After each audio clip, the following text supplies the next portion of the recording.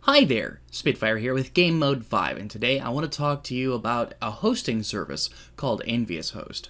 Hosting services allow you to run Minecraft servers on their system so that you don't eat up resources on your own.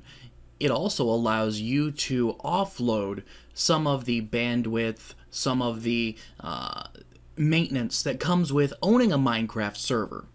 Now, the first thing that we're going to do is we're going to take a look at the EnviousHost website. And this is what you will see the first time you come to join them. As you can see, they do things other than Minecraft. They also do Team Fortress 2, Garry's Mod, Counter-Strike, Left 4 Dead, Call of Duty, and possibly more by the time you view this video.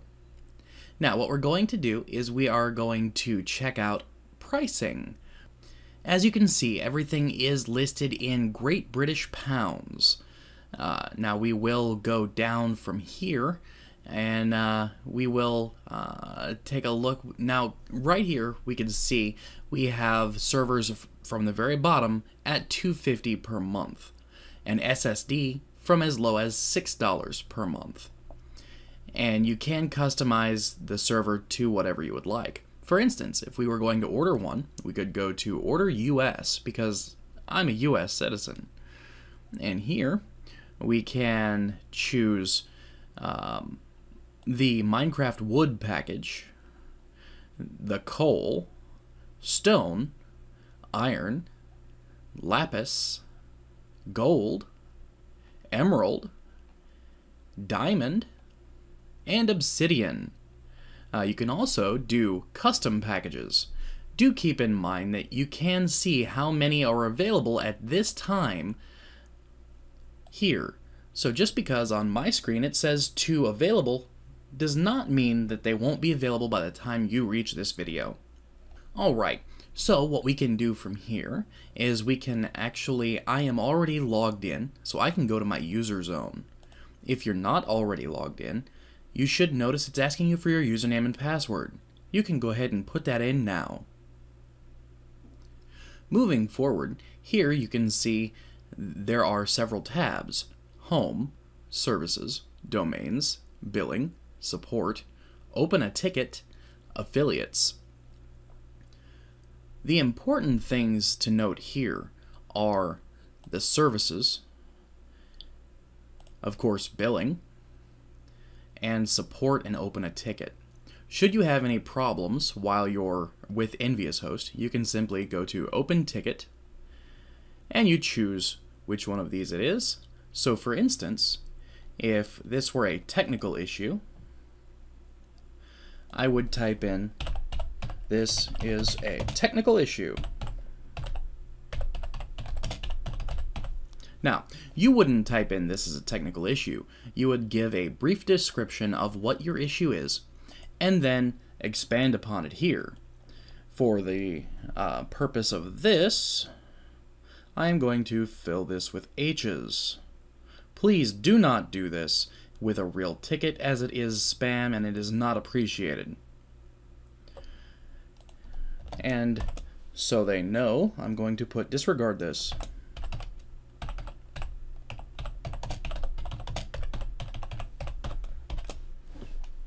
Alright, here we can choose the department in case you chose incorrectly earlier, and you can choose a service.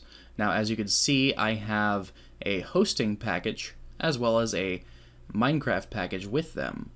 I'm going to choose my Minecraft package. You can also set your priority: high, medium, or low. Alright, there is a spam bot verification. Here you can type in the CAPTCHA, which for me is JBC4I.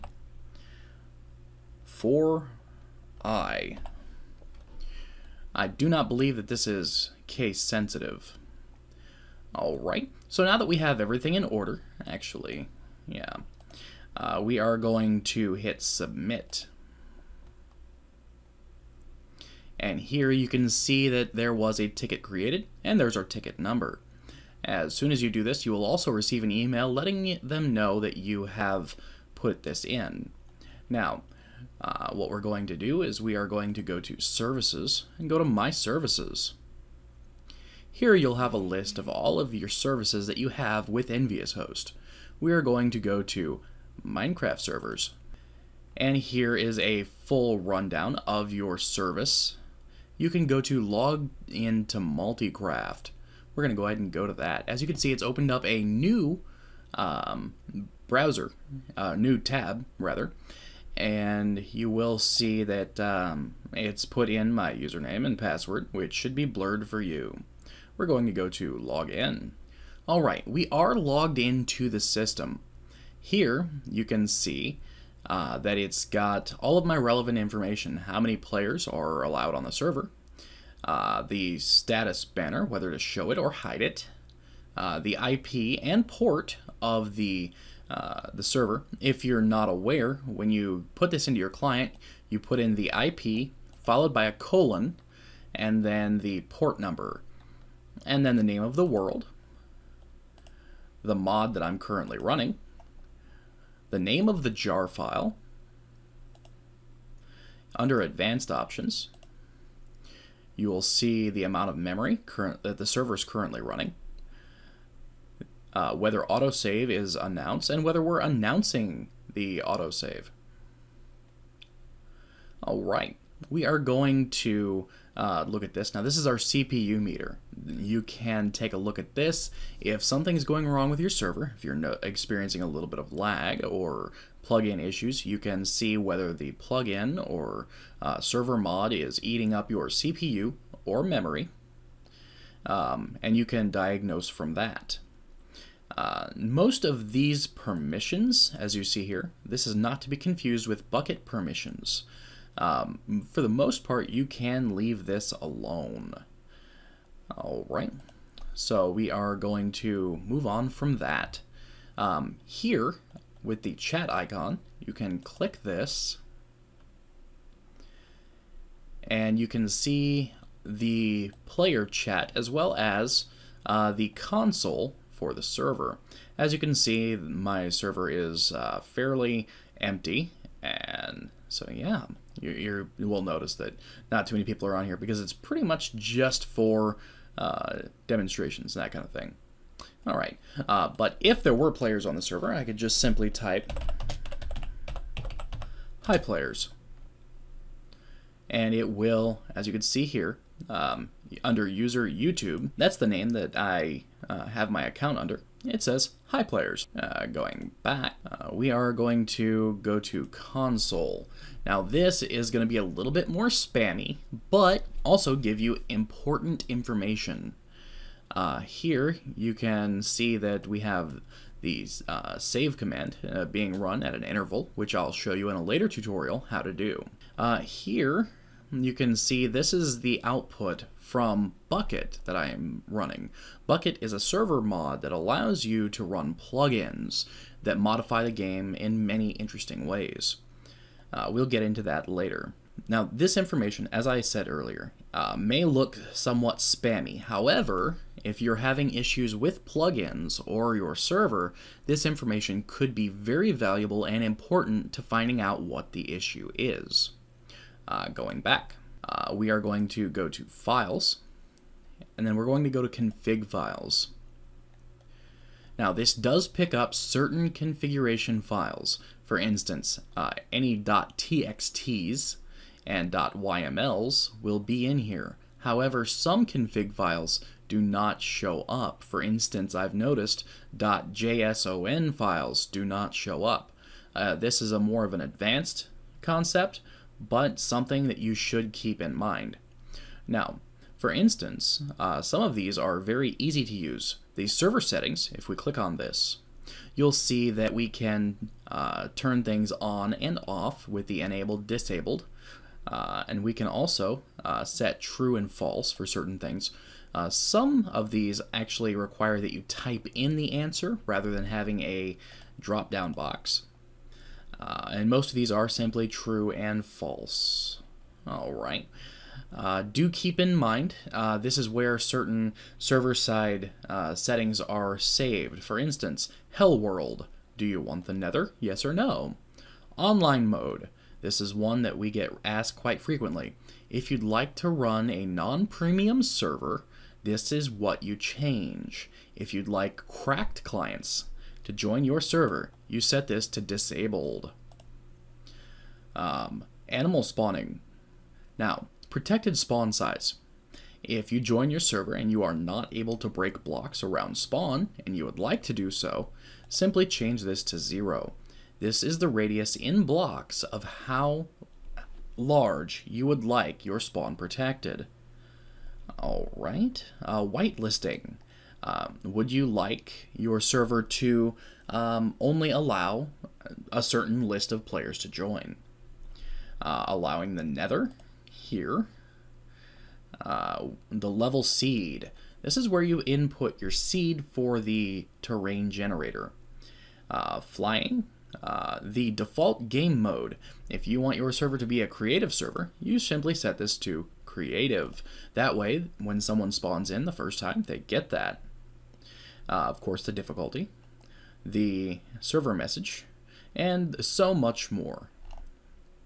Alright, going back, we will take a look at the operators.txt. You'll notice this is quite different. You can type in the username that you would like opt here, and then hit save. So for instance, if I wanted to give operator status to Zendo, I would simply type it in there and hit save. And it takes us back here. There are other ways to opt players and change those settings. We'll get into that in the future. We are going to go back. Under Files, you can go to Bucket Plugins. We're going to click this. Alright, here you will see a list of plugins available for Bucket. Now these are Bucket plugins, which means if you're running regular Minecraft, you will not be able to use these. And you can install that. There's another video on that that will be released later. We're going to go ahead and go back. FTP file access. This is a way to send files to the server and get them back off of the server. Again, there will be another video on that. Backup. This is a great feature that EnviousHost allows. I actually have backups set to happen on a schedule. However, if you don't, or if you're about to do something major, you can always start a backup from here. And I've clicked start, so it will start that backup. Now I'm going to go ahead and go back. If you're wondering where you can find those backups, we'll cover that when we start talking about the FTP, or File Transfer Protocol. Alright, so under the Advanced tab, there are a lot of really cool things.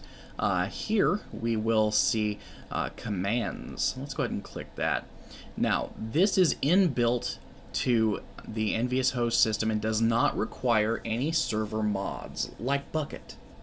What you can do is, let's say you want to have admins be able to do say. What you do is here, where it says chat, you're going to type in /asay, and then a space, and then whatever you would like that person to be able to say. Operators automatically get these. And we are going to go back. Do note, here it says built-in :asay. You can string in commands just like this to make your own commands. Here you'll see that I have a create backup. Here you'll see that there is no chat command for this. There's a reason for this. If we go back and then back again, you can use these to schedule certain tasks. For instance, if I wanted to schedule a daily backup, I would go here as you can see, the command is create backup. We do it at an interval of 1 day, and we schedule it, and it's that simple. Alright, we're going to go ahead and go back. Alright, as you can see, I also have this set to restart on a daily basis. This is another very strong aspect of this system, is being able to schedule certain maintenance tasks. Alright, we're going to go ahead and go back yet again. Here, in the users section, we can add and subtract users from that permissions system we were talking about earlier. Again, you can feel free to ignore this, as it's usually not used. We may do a video on this in the future. And then there's also the MySQL or MySQL database. You can take a look at this when you're more of an advanced user or you have a need for it, but it is there for you. Alright, so we've done a lot of talking about Bucket and Craft Bucket and this, that, and the other thing. Let's go ahead and stop our server. It is very important every time you do major changes to your server that you stop it. Once this has turned into a red X, there we go, we know our server is fully stopped. Now, here in this list, you'll notice that there is the default Minecraft server, the default Minecraft snapshot, Minecraft Vanilla 1.6.1, so on and so forth. And here you will see something you might not have, the mod section. Here you will actually be able to add things like Feed the Beast, Hack/Mine, Spigot, Tekkit, Volts. Sometimes you actually have to contact support before allowing these. Alright, see here you can see that this actually says contact support before you run it. Same thing with Tekkit. Alright, we're going to go ahead and click off of that, and here you can see that it says craftbucketbeta.jar. We will get into what this means at a later time when we focus on FTP or file transfer.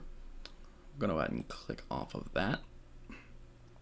If you do change this, do be sure, once you've changed it to the setting that you would like, that you hit the save button. This is very often missed. Please be sure you do this. Once it has saved, it will bring you back to the top of the page, and you can start your server again. Once the green check mark comes back, we know our server has restarted. Well, that does it for our tour. If you have any other questions, comments, or matters of concern, go ahead and leave them in the comments down below. I'm Spitfire with Game Mode 5. Like, subscribe, comments please.